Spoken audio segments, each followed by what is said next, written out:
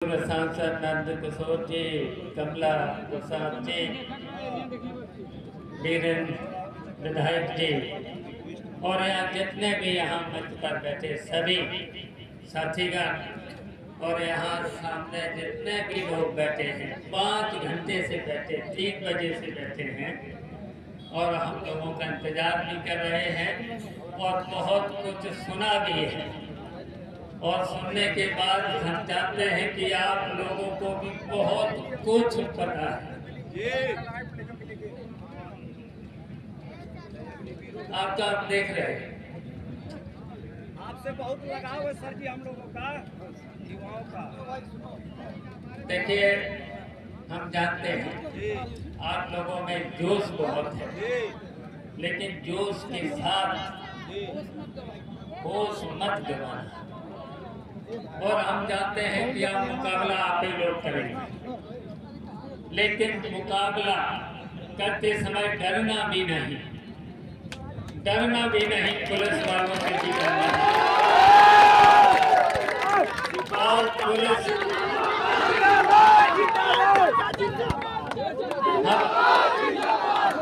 हम जानते हैं कि आपको रेड कार्ड मिलेगा। हमारे जितने भी बूथ प्रभारी हैं और हमारे जो मुख्य नेता हैं उनको रेड कार्ड भी मिलेगा और पुलिस के लोगों का फोन भी आएगा, बुलाएंगे, लेकिन बुलाने पर भी नहीं जाएंगे और पकड़ने भी मत आना। 2 दिन 3 दिन बचाना है, पुलिस वालों की पकड़ने नहीं आना। और इसलिए कि ये भारतीय जनता पार्टी इस चुनाव में हारने जा रही है।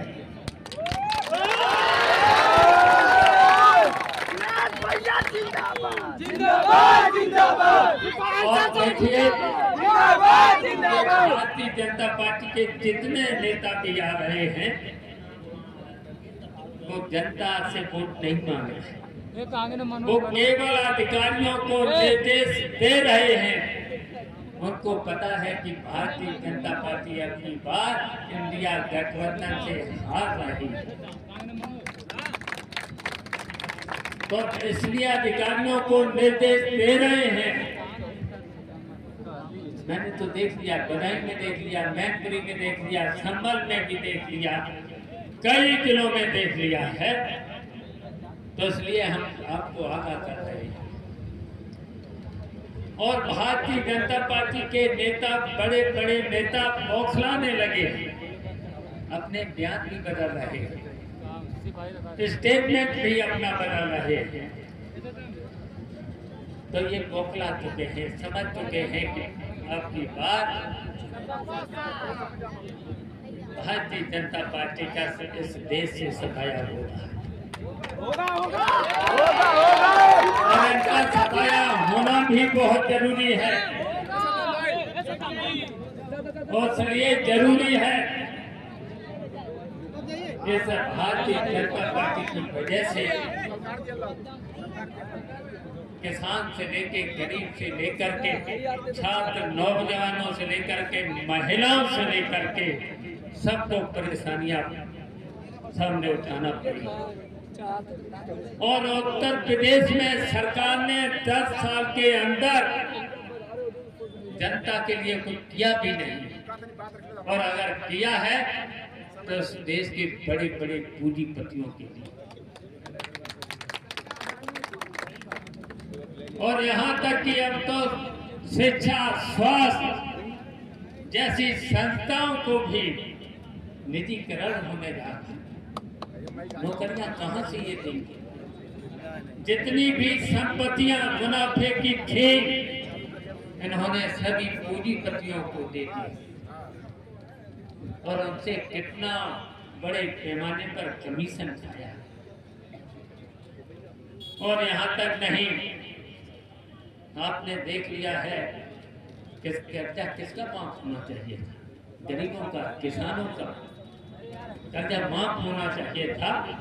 इन्होंने 16 लाख करोड़ रुपया उन्हीं पूंजीपतियों का माफ कर दिया।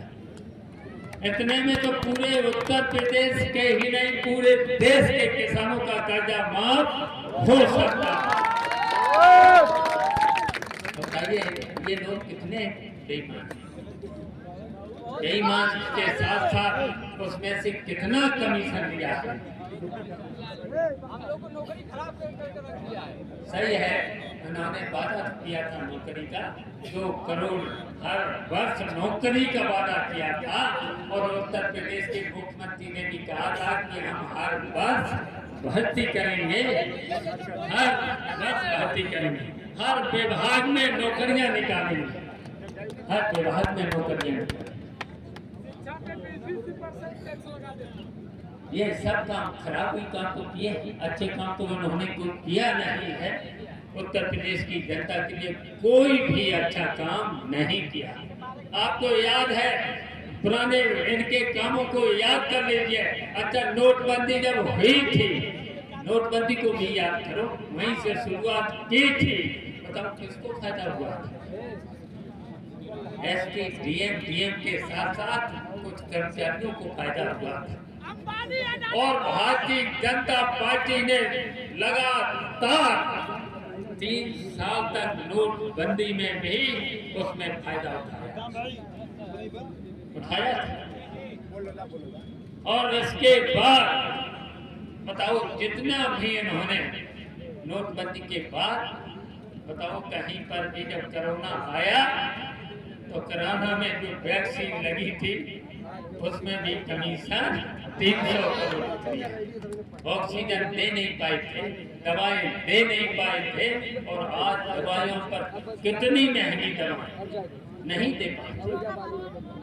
तो ऐसी सरकार, फिर ऐसी सरकार को जितने भी वादे किए थे, इन्होंने वादा किया था कि सस्ती बिजली 24 घंटे देगी। अब चुनाव में तो दे रहे हैं। और चुनाव से पहले जब हम घूमा था, यहाँ पर घूमा था, तो किसी भी गांव में 6 घंटे से 8 घंटे बिजली नहीं मिलती थी, नहीं मिलती थी। और कितनी महंगी बिजली, और इनके मीटर बिजली आती नहीं, कहीं पर भी कनेक्शन भी नहीं है। फिर लोगों ने दिया और उसका मीटर कितना तेज भागता, और मीटर के साथ साथ अच्छा बताइए, नेताजी के समय में किसी की हिम्मत पड़ती थी? अखिलेश के समय में किसी की बिजली कर्मचारी की छापा मारने की हिम्मत पड़ती थी? कहीं जुर्माना होता था? कहीं FIR होती थी? चाहे कनेक्शन हो न हो, लेकिन कोई पर भी छापा नहीं पड़ता था। तो ये कितनी दिक्कतें, बहुत परेशानियां हुई हैं, बहुत समस्याएं लोग सरकार ने पैदा की हैं। तो इसलिए इसको हटाना है, हटाना है इसको। नौकरी तो खा गए, उसमें भी तो पर्चा लीक करके आप सब लोगों को परेशान किया। और 2-2 हजार रुपया सभी छात्रों से जमा किया, और जमा करके परीक्षा जैसे ही थी है और घर पर नहीं आ पाए तब तक पर्चा लीक हो गया। सर, सेना की भर्ती 4 साल कर दिए, सेना की भर्ती 4 साल कर दिए। बताओ 4 साल की कोई नौकरी है? अब बताइए, देख लीजिए ये। और देखिए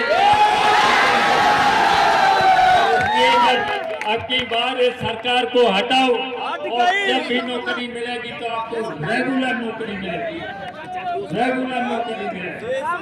और जो 5 किलो जो आटा देते हैं, सड़ा हुआ आटा देते हैं, उनसे भी वोट मांग लेना, उनसे कह देना आपकी बात जब भारतीय जनता पार्टी की सरकार हटेगी तो फिर बढ़िया फ्लोर मिल का आटा उससे दूना 10 किलो दे जाएगा। नहीं करेंगे। उन गरीबों को जिनके पास बहुत गरीबी है उनको 10 किलो बढ़िया आटा देने का काम, और आटा के साथ आटा भी। ये कहाँ है समाजवादी पार्टी के राष्ट्रीय अध्यक्ष अखिलेश यादव? तो बताइए, नौकरी भी देंगे, और नौकरी उस समय दी भी थी।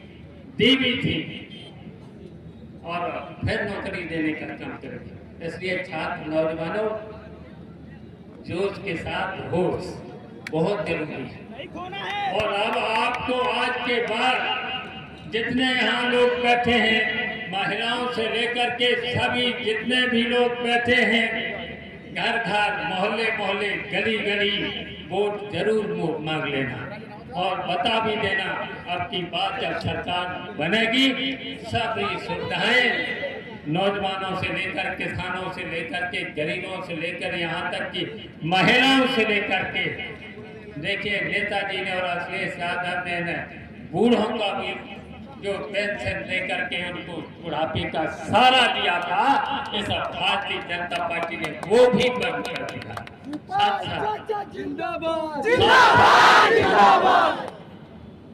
बुढ़ापे का सारा वो फिर से शुरू किया जाएगा, फिर से शुरू किया जाएगा। इसलिए हम आप सब लोगों से कहना चाहते हैं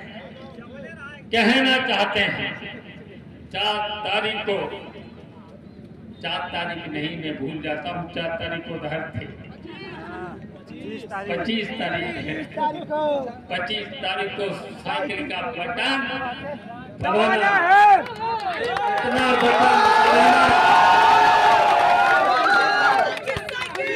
और एक फिर हम और करना चाहते हैं, कोई भी अपना वोट बचे नहीं, कोई भी वोट अगर अपना वोट जितना है, अगर पूरा साइकिल का बटन पूरे के पूरे लोग अगर दबा दें तो फिर 90% 95% तक पहुंच सकता है, तो फिर बेईमानी भी नहीं कर सकते।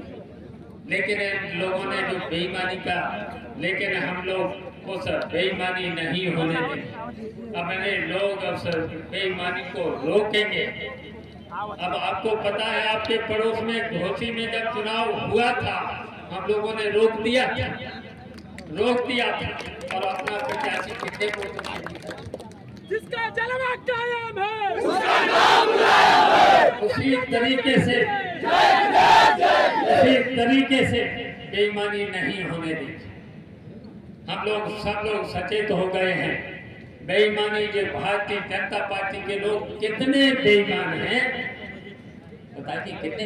मुझे तो लगता है ये भारतीय जनता पार्टी की धोखी बहुत है। मुझे तो लगता है ये असली हिंदू नहीं।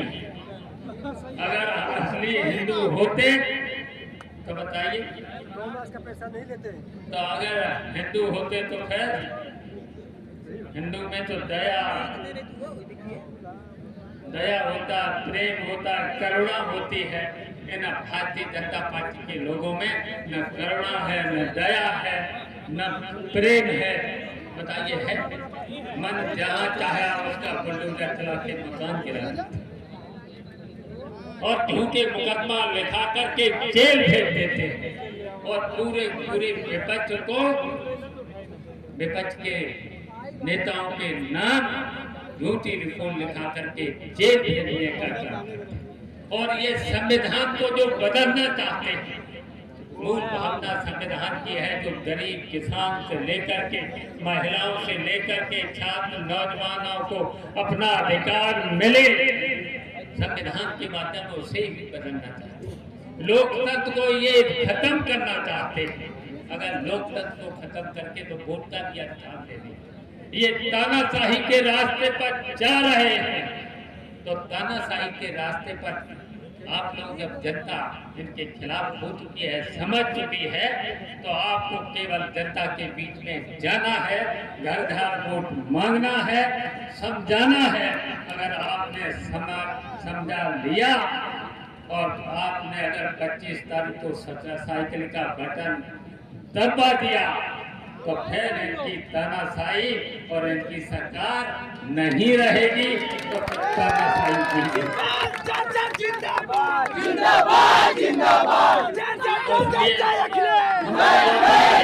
हमारा निवेदन है, आप सब लोग आज के बाद अब इतना शोर मत मचाना, जाना हाथ पैर जोड़ करके और बड़े बूढ़े का सम्मान करके, और बड़े बूढ़े हो तो उनके पैर छू लेना।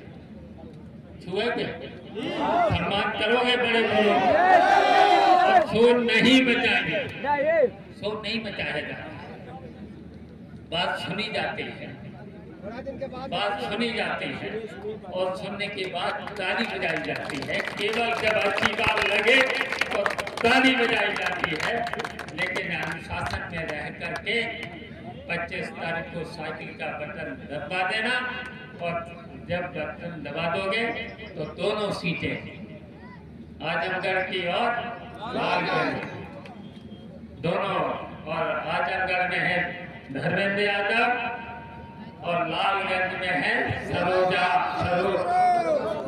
सरोज, तो हमको जितवाना है, साइकिल का बटन दबाना है। इसलिए हमें उम्मीद है, बताओ सब लोग इस काम में आज के बाद लगेंगे, हाथ उठा करके बताओ, हाथ उठा करके बताओ। और हमें भरोसा हो गया है आज के बाद आप सब लोग गाँव गली गली मोहल्ले मोहल्ले जाएंगे और सबके हाथ पर छोड़ करके साइकिल का बटन दबा देंगे और पुलिस के चक्कर में मत आना, पकड़ना नहीं और 2 दिन कहीं पर भी रहना, पुलिस के हाथ मत आना। धन्यवाद।